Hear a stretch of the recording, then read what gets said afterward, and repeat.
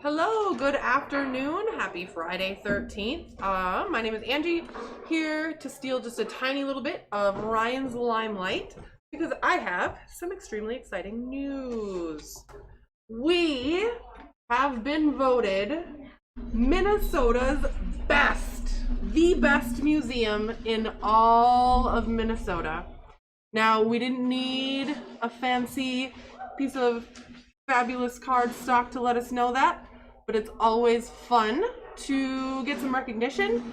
And so, obviously, we want to thank our fantastic guests because this was something that people in Minnesota voted on.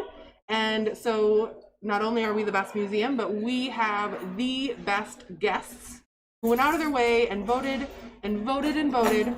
And so we beat out some pretty big, fantastic museums. We actually came in front of the Science Museum of Minnesota and the Minneapolis Institute of Art.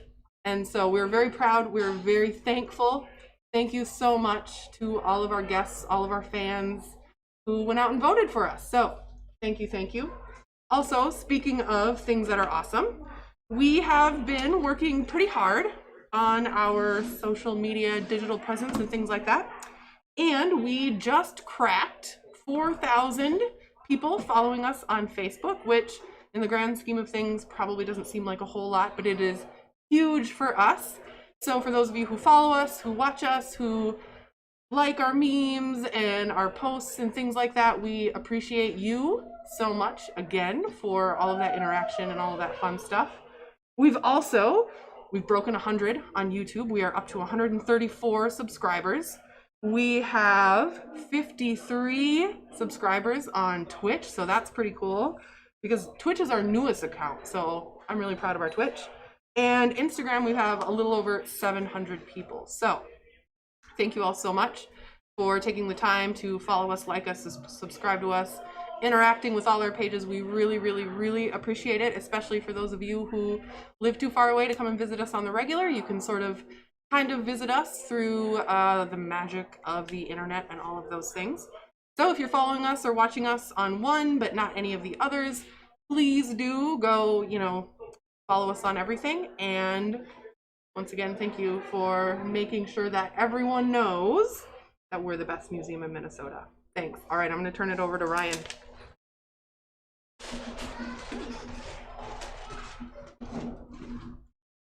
Thank you, Angie. And yeah, thanks to you guys out online too. I mean, it's been a long year, and we've made a big push on all of our various socials, and it's nice to see.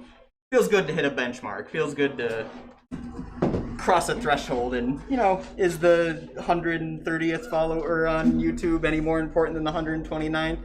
Not really, but man, seeing that 0 in that ones column still feels good.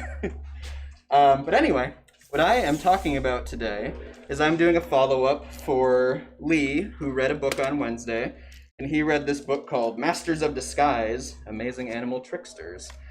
And I'm not going to go through and read this book again, but I'm going to go through and highlight a couple parts, and then what we're going to talk about basically is they have a bunch of really kind of goofy, weird animals in here that you're probably probably never heard of before this, and you'll probably never hear of after this.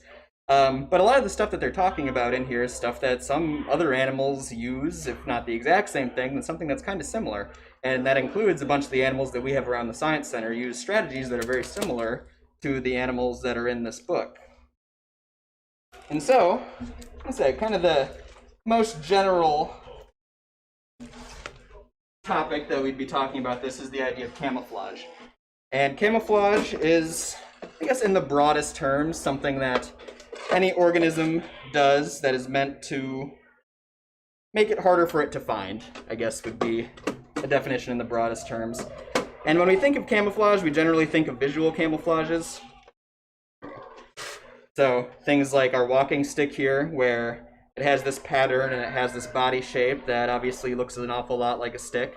And so these animals live up in trees, and so when they're up in the trees and amongst the sticks, they're really hard to find. This is an animal that's very much known for its camouflage, and like I said, it's very much a visual camouflage. It's a camouflage that applies to eyesight. But one of the things that I think is really cool about this book is it talks about different types of camouflage, and they're sometimes harder to find. So the walking stick, like I said, very much relies on a visual camouflage, and the reason it relies on a visual camouflage is because the things that want to eat it have really good eyesight. It's mostly birds that would want to eat this. And so it doesn't really need to worry about, like, a scent camouflage, because most birds have really bad senses of smell, if they have one at all. So one of the things to always be keeping in mind whenever we're looking at any type of critter and thinking about the way it's not even just camouflaging, but kind of protecting itself out in the wild in general, is to think about, like, okay, why does it have this thing versus why doesn't it have this thing? You know, it's unique to that critter, and sometimes, as we'll talk about in a little bit here, even within the same types of critters, it can be unique to a specific area even. And like I said, it depends on what the needs are within that area. So I'll let her go back in here. And I think we'll kind of go through the same order that the book did here, where it was highlighting its critters.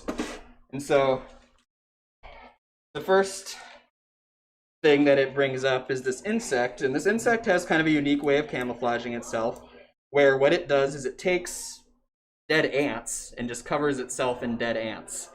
And so the goal is, to basically look like a pile of ants is the long and short of it. And it mentions that there's a few different types of species of this, and they don't all use ants. Sometimes they use just other, like, stuff that they find around, sticks and twigs and rocks and stuff like that. And that's kind of a unique thing, is, this idea of an animal that is, like, constructing a thing that's building a thing. We do this. We make camouflage that we wear. I mean, the clothing pattern that we associate with camouflage is something that we made up and we put on ourselves.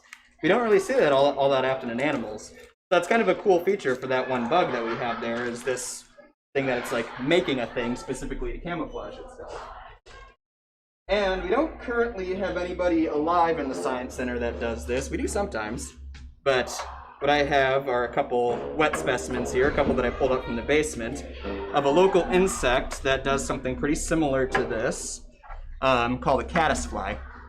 And so the caddisflies are an aquatic insect, and basically what they do is they find stuff on the bottom of the lake, and they do that same thing, where there'll be, pebbles or twigs, or this one looks like it's got a piece of wood that it has kind of burrowed into. The other one I've got looks like it's in kind of like a hunk of reed or something that it's found to hide inside there.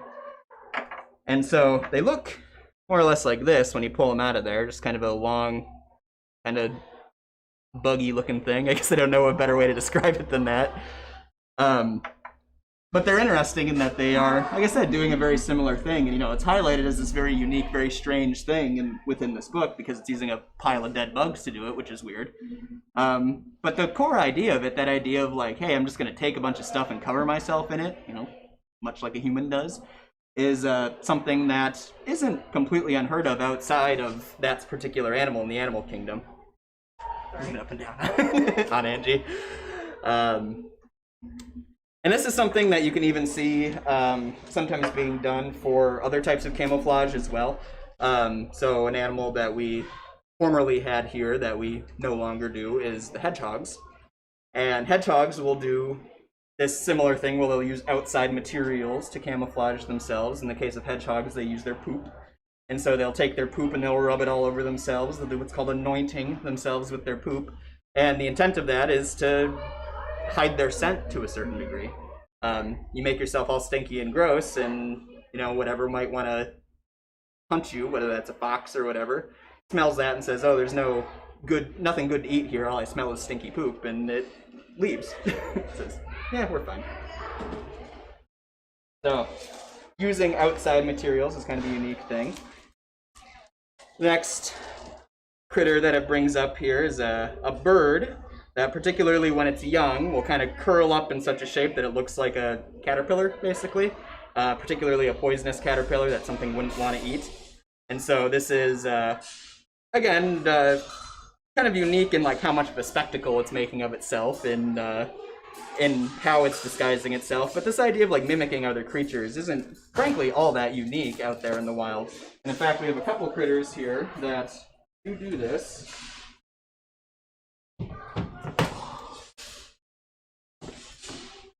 And so, if you're looking for somebody living around here that does this, we have our blue-tongued skink. And our blue-tongued skink is a lizard that is from Australia. And you'll see she has that blue tongue that she's sticking out. We're not too worried about that right now. That's also part of her defense systems. What we're more looking at right now is the pattern and kind of shape of her back.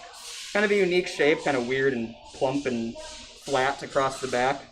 And then combine that with the pattern, and maybe I should have brought this image with me, but there is a snake that lives in the same area she does that is very venomous. It's a very dangerous snake. It's called a common death adder.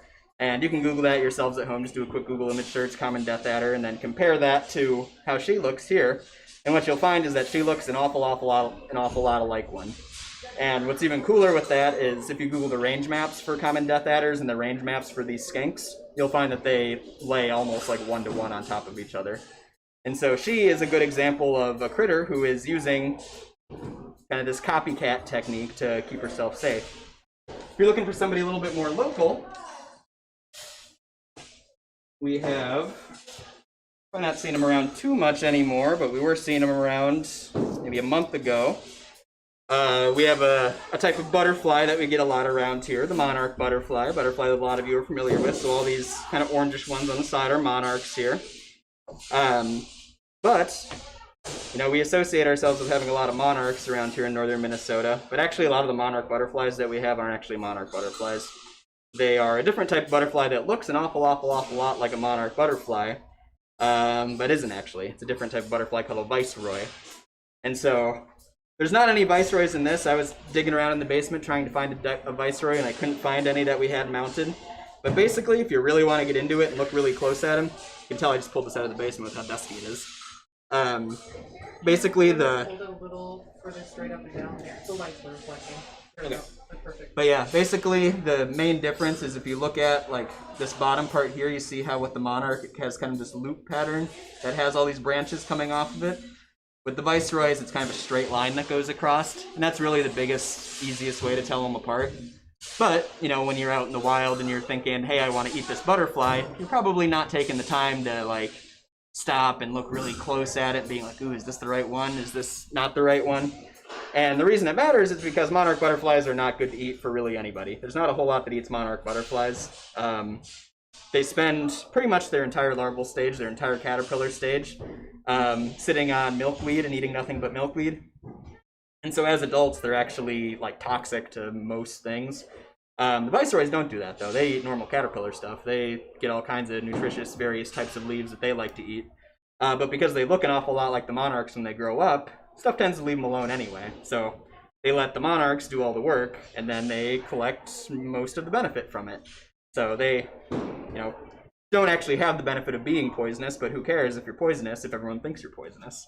And so mimicry, we find, is a really, really effective strategy for a lot of animals out there in the wild.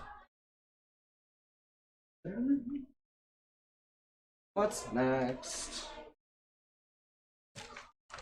Oh, so I don't have a great one for this one, but I thought this one was kind of cool. So this is another type of caterpillar, and basically it's a type of caterpillar that does not so much a visual camouflage, but uses scent in a big way. And basically what it does is it tricks ants into thinking it's a baby ant.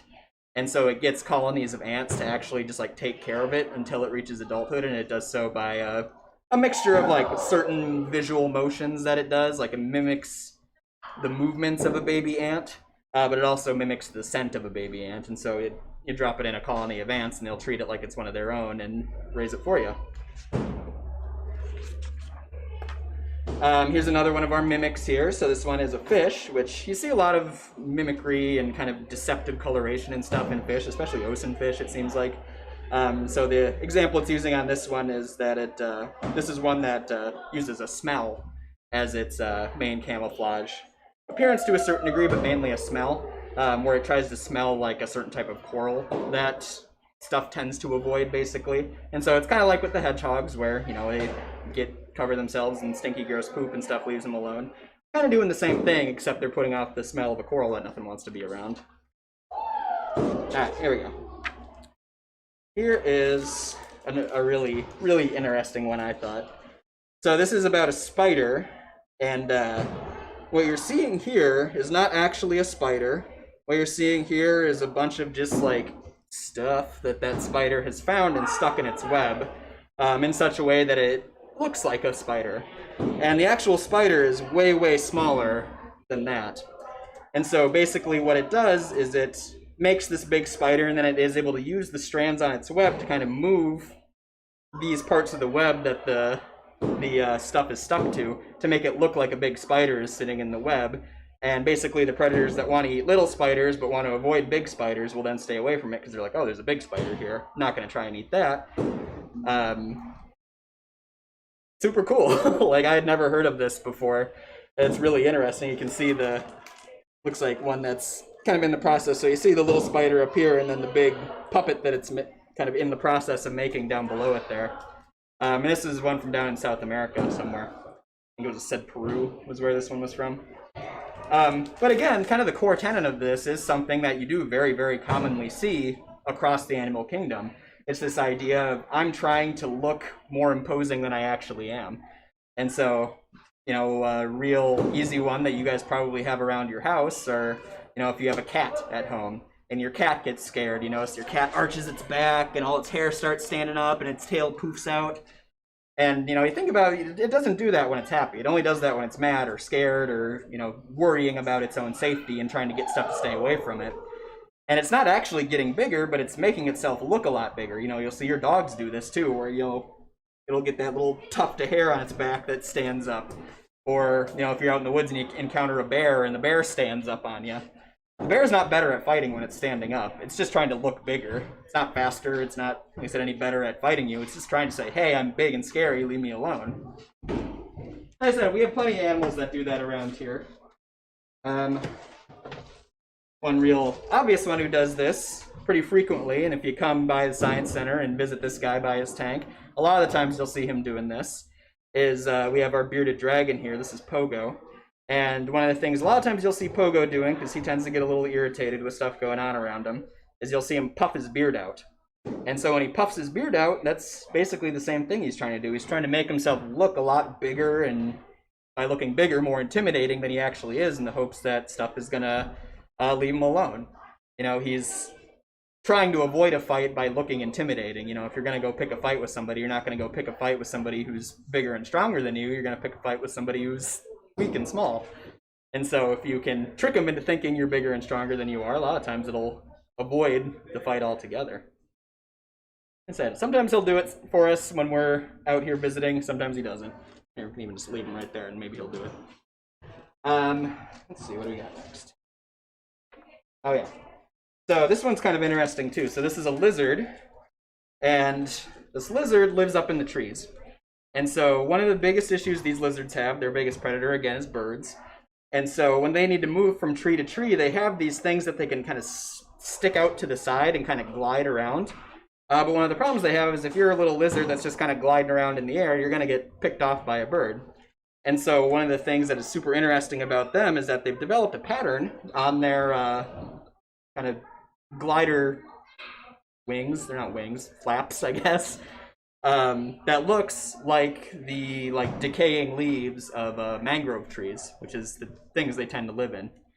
And so when they open up and start gliding, they just look like a leaf that's falling. And so they'll even wait until like a bunch of leaves are falling out of the tree, you know, until something disturbs the tree and knocks a bunch of leaves loose, and then they'll all jump out and float along with the leaves until they get to the next tree. Which is interesting, because a lot of times when we think of camouflage, we tend to think of stuff that is like sitting still. Like we think of stillness as being very effective camouflage. But sometimes that's not the case. I mean, I'm sure we all played hide and seek with that kid as a kid who, like, instead of actually hiding, just like ran away the whole time and like hid on the opposite side of the house that you were on. But the other thing that's really interesting about this is they've actually looked at this lizard in a couple different locations.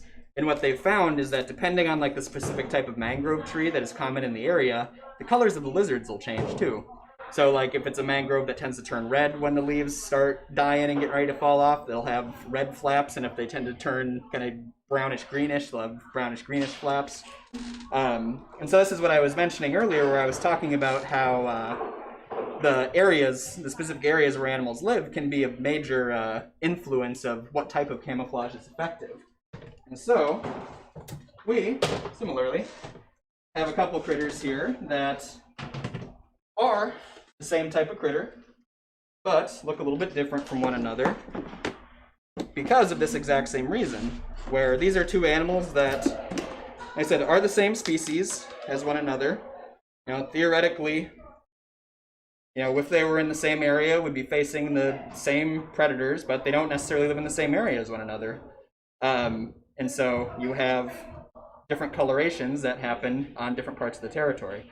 And, you know, what makes those lizards so cool is that it happens within such a small area because it's kind of islandy stuff, where it's like, oh, on this island they're one way, and then the next island a mile over they're a different way.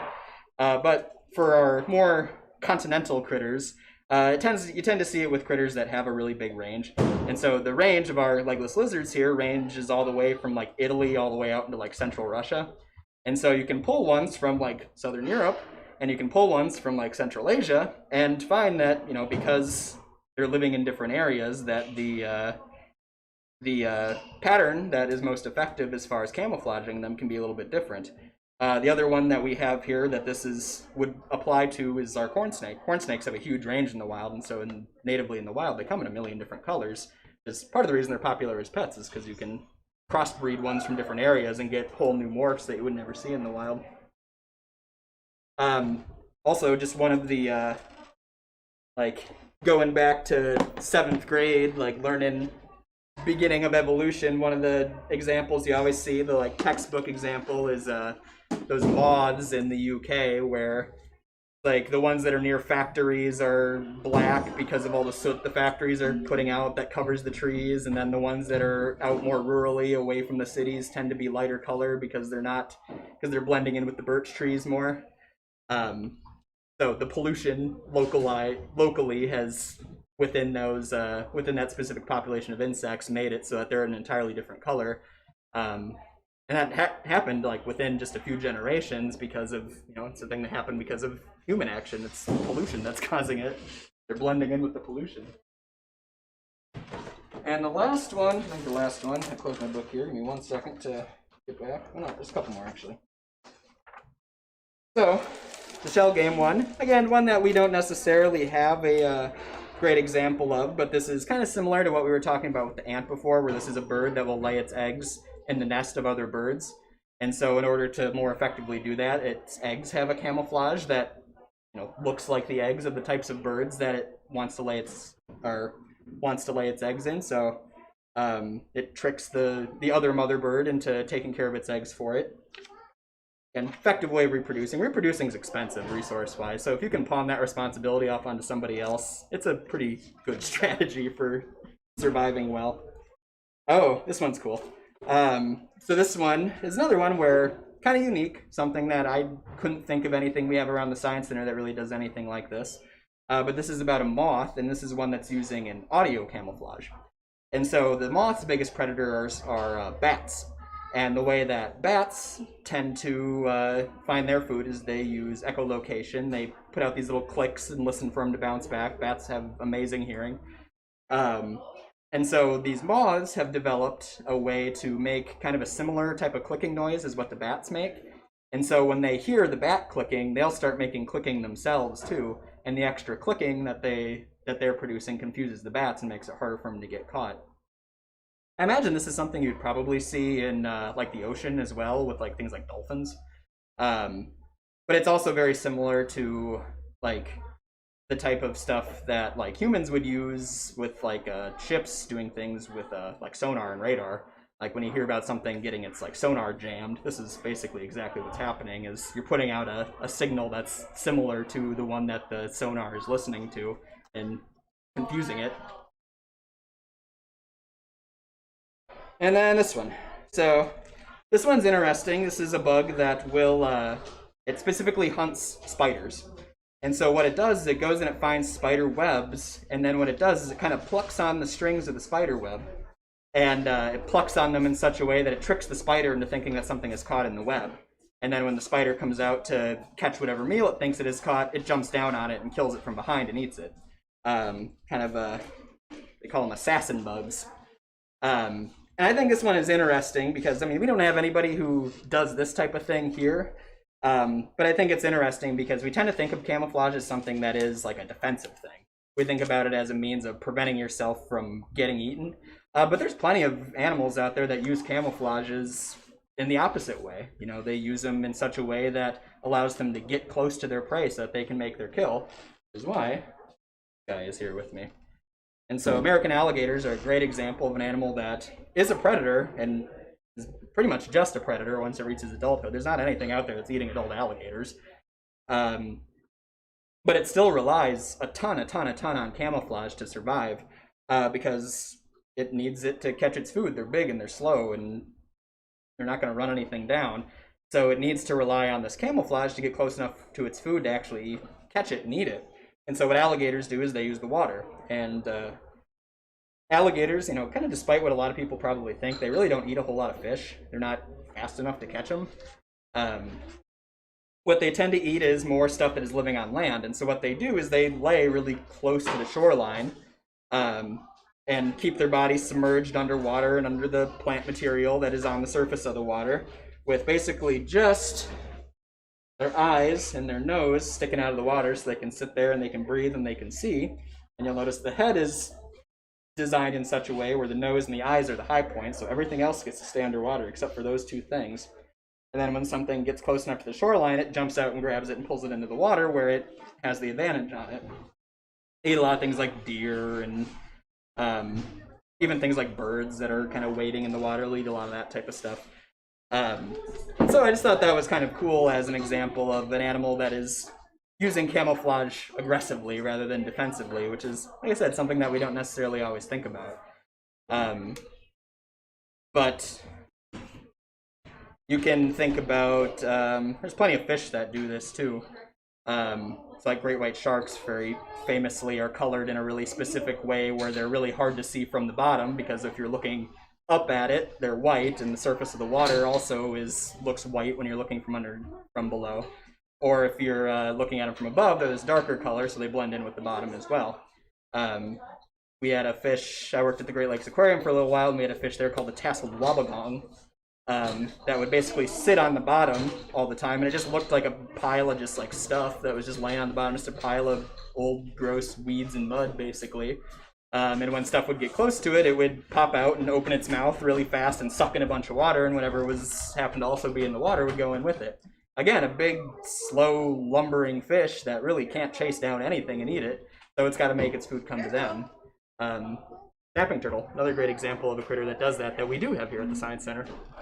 But I think that was the last one in the book, so I hope that was interesting for you guys. And once again, thank you to our audience here online, and thank you to our audience that we have here in person as well. We do these shows every single day at 3:30. We have been for almost 9 months now, something like that. I think we started in November on our daily schedule with it. But yeah, it's been great to, like I said, see all these channels growing. Our social media presence, our metrics have gone up a crazy amount over the course of COVID, and that's thanks to all you guys online. And like I said, I love seeing benchmarks. It's especially the like live video content is very much my baby here, so I'm always excited to like hit a threshold with that. It makes it feel like what I'm doing is worth it. So again, thank you guys. The Headwaters Science Center is open right now. We're currently open 7 days a week, Monday through Saturday. We are open 9:30 to 5, and then Sundays we are open 1 to 5. So swing by after lunch on Sundays. Like I said, if you come by at 3:30, we'll probably be doing one of these shows somewhere in the Science Center. Might have to ask around to figure out where it's going to be, but somewhere there's going to be a show. And tomorrow is Saturday, which is it's going to be a snake feeding tomorrow, actually. So tune in at 3:30 and hopefully see that.